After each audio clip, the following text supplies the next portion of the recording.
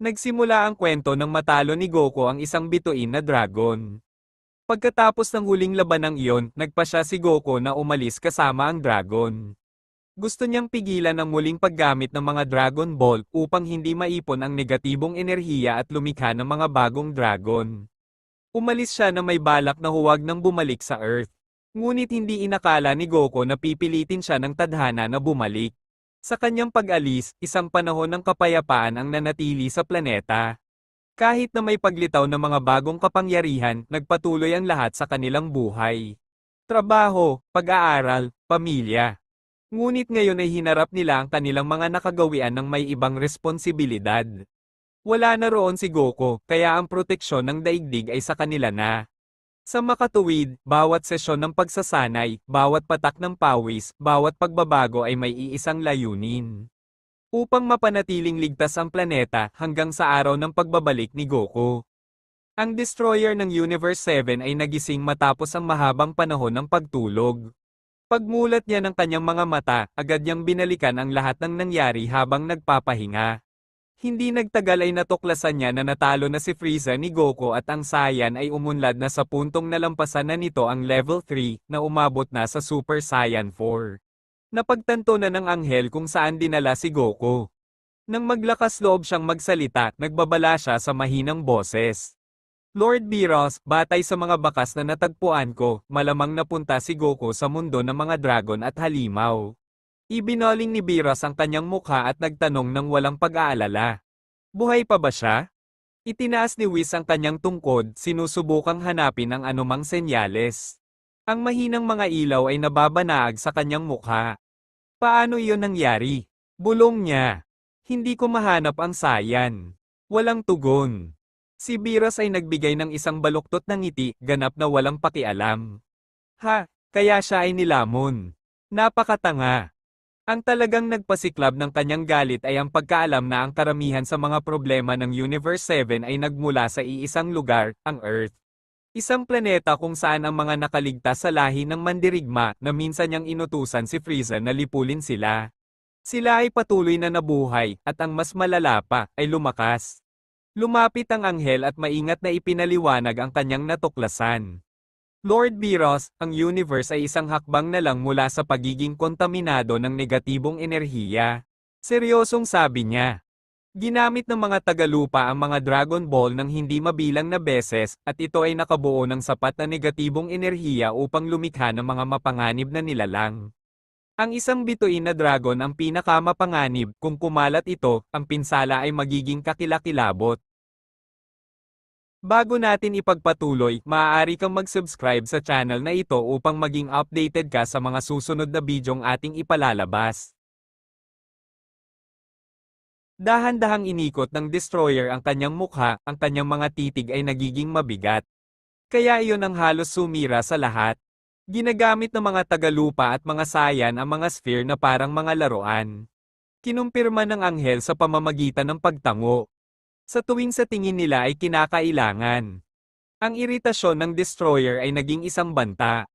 Paano kung napansin ni Haring Zeno ang gulo na ito? Sabi niya, ang kanyang boses ay umaalingaw na parang kulog. Naiintindihan mo ba kung ano ang mangyayari? Maaari niyang sirain ang ating universe, at ako ay mabubura dahil sa iilang mortal. Huminga siya ng malalim, ngunit hindi para kumalma. Tama na. Ang kanyang ekspresyon ay tumigas. Ang mga supling ng lahing mandirigma at ang mga walang pakundangang tagalupa na ito ay nagdudulot ng napakaraming problema. Tatapusin ko silang lahat. Tahimik na nanood ang anghel. Pagpapatuloy ng Destroyer. Hindi sila susuko. Maaari nitong gawing mas kawili-wili ang mga bagay-bagay. Lumitaw ang isang baluktot ng ngiti. At mula sa nakikita ko, ang mga nasa Earth ay nag-eensayo ng mabuti, marahil ay mag-aalok sila ng ilang libangan. Pagkatapos ay hahanapin ko ang Saiyan na iyon at pupuksain siya, at hindi mahalaga kung ang kanyang kaluluwa ay nakulong sa kung saan o kung siya ay muling nagkatawang tao. Si Vegeta ay nasa bahay sa isang sandali ng katahimikan, ng isang kakilakilabot na kaba ang tumama sa kanya na parang isang suntok sa dibdib. Ilang sandali ang lumipas, ang God of Destruction ay lumitaw sa harap niya. Ang alaala ay dumating na parang talim. Pinahiya ng nilalang na iyon ang kanyang ama noong siya ay bata pa lamang. Tinitigan ng destroyer si Vegeta ng may labis na paghamak. Prinsipe, naparito ako upang tapusin ang dapat sanay matagal nang natapos. Ang planetang ito at lahat ng mga supling nito ay lumilikha lamang ng mga problema. Mula rito, isinilang ang mapaminsalang isang bituin na dragon at lahat ng negatibong enerhiya na halos sumira sa universe. Napangiwi si Vegeta, pagpapatuloy ng destroyer. Ang iyong lahi ay palaging isang istorbo. Kaya ko inutusan si Frieza matagal na ang nakalipas upang sirain ang iyong planeta at ngayon ay tatapusin ko na ang trabaho. Gayunpaman, ngumiti ng malupit ang destroyer. Dahil mahilig kayong mga saya na lumaban, makikipagkasundo ako. Kung matatalo ako, iiwan ko ang Earth at iiwan kong buhay ang planetang ito. Itinagilid niya ang kanyang ulo ng may pangungutya. Isang pangako na malamang na hindi ko tutuparin. Masyado kang mahina para pabagsakin ako. Humakbang si Vegeta, matatag ang boses. Kahit ano pa ang sabihin mo, hindi kita papayagang hawakan ang pamilya ko o ang planetang ito. Sumugod si Bula at Trunks para tumayo sa tabi ng kanilang ama. Lalaban kami sa iyo, sabi ni Trunks, na nag-aalab. Hindi ka namin iiwan, Dad. Pagsang-ayon ni Bula, nanginginig ang kanyang ki. Ngunit itinaas ni Vegeta ang kanyang kamay at pinigilan silang dalawa. Hindi, mauuna na ako. Masyadong seryoso ang kanyang tingin para sa diskusyon, hindi na sila nagprotesta. Itinaas ni Vegeta ang kanyang kapangyarihan sa pinakamataas at nag-transform bilang Super Saiyan 4. Sumigaw siya. Pagkatapos ay sumugod siya laban sa Destroyer. Maikli lang ang laban. Minasakir ng Destroyer si Vegeta na parang dinudurog niya ang isang bata. Nang matumba si Vegeta, duguan, at halos hindi makahinga. Itinaas ng Destroyer ang kanyang kamay at isang salita lang ang sinabi. Hawkeye. Tuluyang naglaho ang katawan ng prinsipe, wala nang natira kahit kaluluwa. Nagsalita ang Destroyer. Dapat ay namatay ka kasama ng kasuklam-suklam na planetang iyon, sabi niya. Napaluhod si Bula sa lupa, nanginig ang kanyang mga kamay, walang tigil ang pag-agos ng mga luha. Dad, hindi. Halos hindi marinig ang boses niya. Pinakawalan ni na Trunks at Bula ang kanilang ki sa paraang hindi pa nila nagagawa noon. Ito ay purong kawalan ng pag-asa na may halong puot. Hindi nila inisip ang kaligtasan o estratehiya, wala. Sumigaw lang sila. Papatayin ka namin. Sabay na sumulong ang dalawa. Ang pressure mula sa kanilang ki ay nakakuha ng atensyon ng lahat ng mandirigma sa planeta. Naramdaman ito ng mga nagsasanay, naramdaman ito ng mga nag-aaral. Ang biglaang pagtaas ng kapangyarihan ay tila hindi normal. Una, ang kapangyarihan ni Vegeta ay biglang lumakas, pagkatapos ito ay tuluyang naglaho. At ngayon, ang kapangyarihan ni Bula at Trunks ay sumabog ng brutal. Sumugod ang magkapatid gamit ang lahat ng lakas na taglay nila, ngunit ang pagkakaiba ay napakalaki. Gumalaw ang Destroyer na parang nakikipaglaban sa mga insekto. Si Bula ang pangalawa na nawala. Isang segundo bago siya binura, sinigaw niya ang pangalan ng kanyang kapatid. Trunks. Pagkatapos ay nawasak ang kanyang katawan. Hindi man lang nag-abalang itago ng Destroyer ang katotohanan. Hindi makikita ng dalawang ito ang langit o impyerno. Kahit ang kaluluwa ay sinisira ng Hawkeye. Nakita ni Trunks ang pagkamatay ng kanyang kapatid na babae at ama nang walang iniwang kahit isang bakas. Ang kawalan ng pag-asa ay naging purong takot. Nanginig ang mga binti ni Trunks, ang takot ay naging puot. Sumugod siya ng mag-isa, sumisigaw. Papatayin kita. Madaling natalo siya ng Destroyer at nang malapit na niyang burahin ang anak ni Vegeta, may hindi inaasahang nangyari. Isang sipa na may tamang direksyon ang tumama sa gilid ng kanyang mukha na nagpalihis sa kanyang kamay at nagpalaya kay Trunks. Dumating na si Goten. Lumayo ka sa kanya, lintik ka. Sabi ni Goten, humihinga ng malalim, kumukulo ang katawan niya sa ki. Si Trunks, basag ang boses at namumula ang mga mata, nasabi niya. Goten, pumunta siya para sirain ang Earth. Ang aking ama, si Bula, binura sila, kahit ang mga kaluluwa nila ay wala nang natira. Nagsisimula pa lang ang trahedya. Trunks, wala nang paraan pa. Kailangan na nating mag-fuse ngayon. Alam nilang dalawa na iyon na lang ang tanging pagpipilian. Sa loob ng ilang segundo, natapos nila ang mga hakbang. At lumitaw si Gotenks, itinaas ang kanyang kapangyarihan sa pinakamataas na antas para harapin ang God of Destruction. Ngunit hindi man lang nagpakita ng pag-aalala ang Destroyer. Magaling! Sa ganoong paraan, mapapatay ko kayong dalawa ng sabay-sabay. Sabi niya ng may paghamak. Habang nag-aalab ang labanan, sina Ub, Pan, at Gohan ay lumipad patungo sa lokasyon. Si Ub lamang ang nakaramdam ng kapangyarihan ng kalaban. Tumigil ito sa ere. Ang nilalang na ito ay nadaragdagan at nababawasan ng ki nito sa loob ng ilang segundo. Hindi ito ordinaryong kalaban. Nakakatakot ang nilalang na ito. Natigilan si Gohan. Bakit wala akong maramdaman? Kahit si Pan ay wala. Paano mo nararamdaman ang halimaw na ito? Sagot ni Ub, hindi mapakali. Hindi ko alam. Pero ang ki na ito ay ibang-iba sa anumang naramdaman ko. Parang nilamon nito ang natitirang bahagi ng universe. May isa pa. Gayunpaman, siya ay masyadong mahina o itinatago ang kanyang ki, sabi niya, na tinutukoy ang anghel. May masamang pakiramdam na si Pan. Naglaho ang mga kapangyarihan ni Vegeta, nawala si Bula, tumaas ang kapangyarihan ni Gotenks, at bigla na lang itong nagsimulang bumagsak. Anong nangyayari? Tanong niya, nanginginig ang boses. Pagdating nila, natagpuan nila si Gotenks na nakahiga sa lupa, walang kalaban-laban. Kinakabahang nagsalita si Pan. Hindi, Gotenks. Naglaho na si Gotenks, nabura, walang kaluluwa, wala ng posibilidad na makabalik. Paralisado si Pan, hindi gumagalaw, parang tumigil ang mundo kasama niya. Lumakas ang hangin, bumara ang kanyang lalamunan at walang tunog na makalabas, ngunit si Gohan ay napahagulgol sa loob, nanlaki ang kanyang mga mata sa matinding sakit. Naging irregular ang kanyang paghinga. May kung anong bagay sa loob niya na pumipigil, malalim at marahas. Sumabog ang kanyang ki mula sa kanyang katawan kasabay ng isang ungol. Hindi lang ito galit, kundi kawalan ng pag-asa, pagkawala at kawalan ng magawa na naipon hanggang sa limitasyon.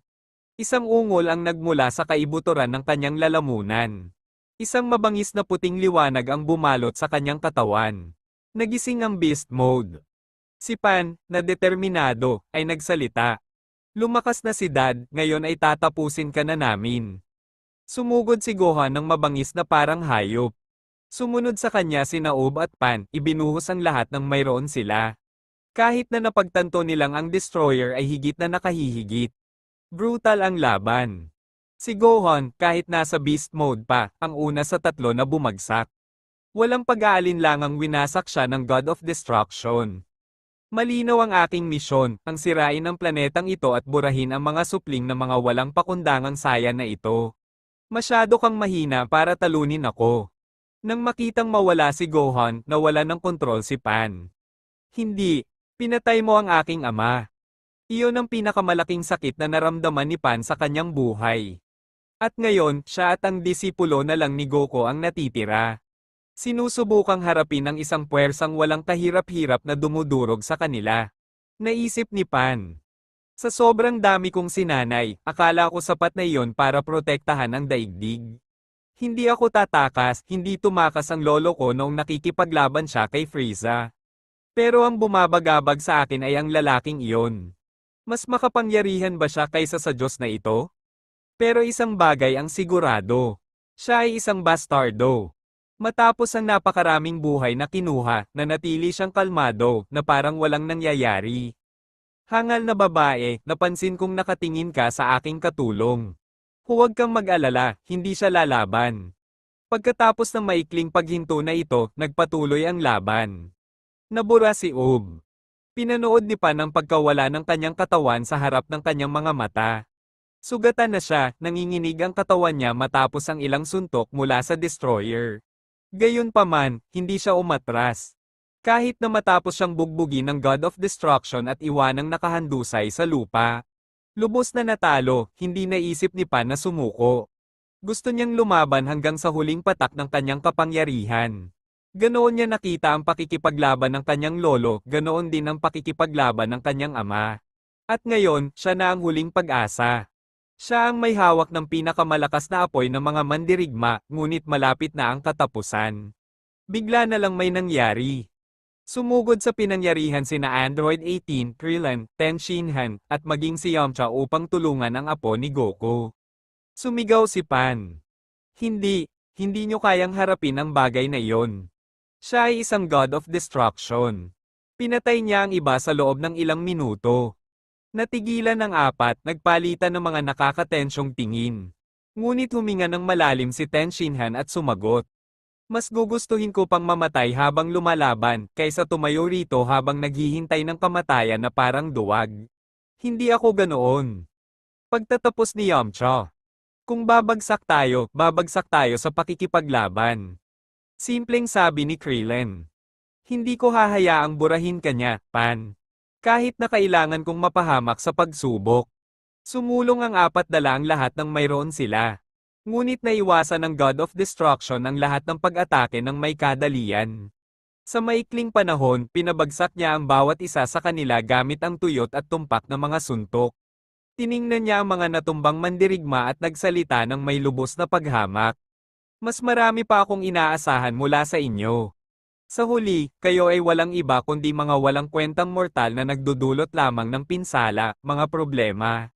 Hindi man lang nila ako maparamdam kahit kaunting emosyon. Nakakaawa kayo. Lahat ay nasa lupa, halos hindi makahinga si Pan. Patawarin mo ako, Lolo, hindi ako naging malakas. Pagkatapos ay umakyat si Beerus sa langit at itinaas ang kanyang kamay. Isang globo ng enerhiyang Hawkeye ang nagsimulang mabuo, sapat ang laki upang sirain ang buong daigdig. Ngunit may kakaibang nangyari. Ang globo ay nagsimulang lumiit. Lumiit ito, at basta na lang naglaho sa palad ng Diyos. Nanlaki ang mga mata ni Beerus.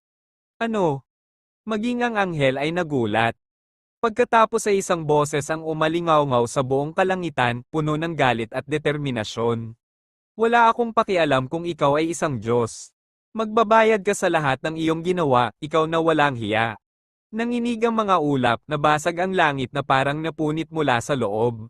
Mula sa mataas na lugar, sa ibabaw ng lahat, lumitaw si Goku, ngunit hindi na ito katulad ng dati. Nabasag ang espasyo sa paligid niya. Lumilikha ng mga bitak sa realidad mismo sa bawat hakbang ni Goku sa ere. Parang sumusuko ang sansinukob sa kanyang presensya. Isang mortal lamang, ang pumupunit sa tela ng langit habang siya ay naglalakad. Ang tanawing ito ay tumama sa anghel na parang isang pagkabigla. Hindi ito natural. Nang hindi inaalis ang kanyang tingin kay Goku, sabi niya. Ngayon lang ako nakakita ng ganito sa loob ng maraming taon. Sinubukan ni Beerus na mag-react, ngunit sa sandaling iyon ay isang kakaibang gravity ang tumama sa kanya. Nasa himpapawid siya at bumagsak. Nahulog siya mula sa langit na parang isang piraso ng bato ng walang kontrol na tumama sa lupa ng may karahasan na nagpayanig sa lupa. Isang god of destruction na pinatalsik mula sa langit ng isang mortal. Sinubukan niyang bumangon, ngunit tumataas ang presyon sa bawat hakbang ni Goku sa itaas. Napaluhod si Beerus, durog, at hindi na muling makatayo. Dumampi ang kawalan ng pag-asa sa Diyos. Paano ako napatumba ng isang mortal ng ganito? Imposible ito. Si Pan, nasugatan sa lupa, ay itinaas ang kanyang mukha. Nang makita niya ang anino ng kanyang lolo na nakabalangkas sa pira-pirasong langit, may naramdaman siyang hindi pa niya naramdaman simula nang magsimula ang lahat. Pag-asa. Lolo, ikaw, nakabalik ka na?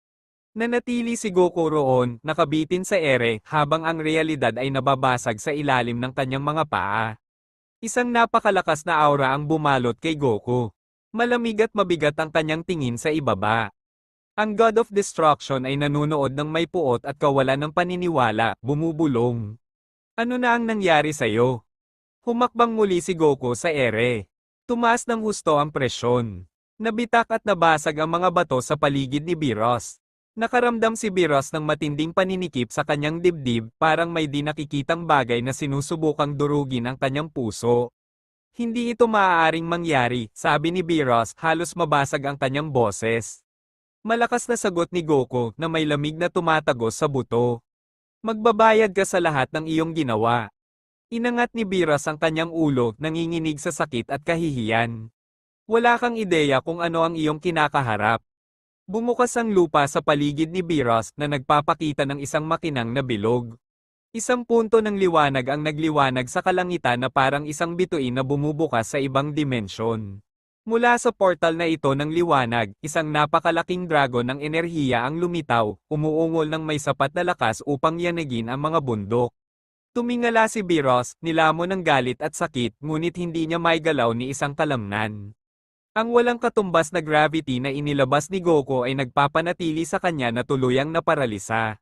Nakadikit sa lupa na parang may toneladang nakatali sa kanyang likod. Hindi ko hahayaan yon. Sinubukan ni Biros na pilitin ang kanyang katawan na gumanti, ngunit nanginginig ang kanyang mga binti nang hindi gumagalaw. Gusto mo ba akong atakihin gamit ang miserableng bagay na yan? Hindi ko ito papayagan. Ngunit walang laman ang kanyang mga salita. Pagkatapos ay sumugod ang dragon patungo kay Biros sa isang walang katotohanang bilis. Nakapagdilat lamang si Biros ng kanyang mga mata. Tinamaan ng dragon si Biros ng diretso, at agad ang pagtama nito. Nilamon ng pagsabog ang God of Destruction na parang isang banal na pagsabog na nagtataas ng alikabok at liwanag sa lahat ng direksyon. Ang lupa ay nagkakaroon ng malalalim na bitak at ang lupa ay nanginig. Nang sa wakas ay nagsimulang maglaho ang usok, si Biros ay nasa lupa pa rin. Tiningnan niya ang kanyang sarili nang hindi makapaniwala. Ito ay hindi katanggap-tanggap. Bumulong siya nang may nag-aalab na puot sa kanyang mga mata. Ako, isang God of Destruction, ay nahulog sa ganitong kalagayan. Sa unang pagkakataon sa isang laban, nakaramdam si Biros ng isang bagay na hindi niya pa naranasan noon. Ang kahihiyan. Walang kalaban sa buong buhay niya ang nag-iwan sa kanya ng ganito. At alam na alam niya ito. Hindi ito isang laban, ito ay isang execution.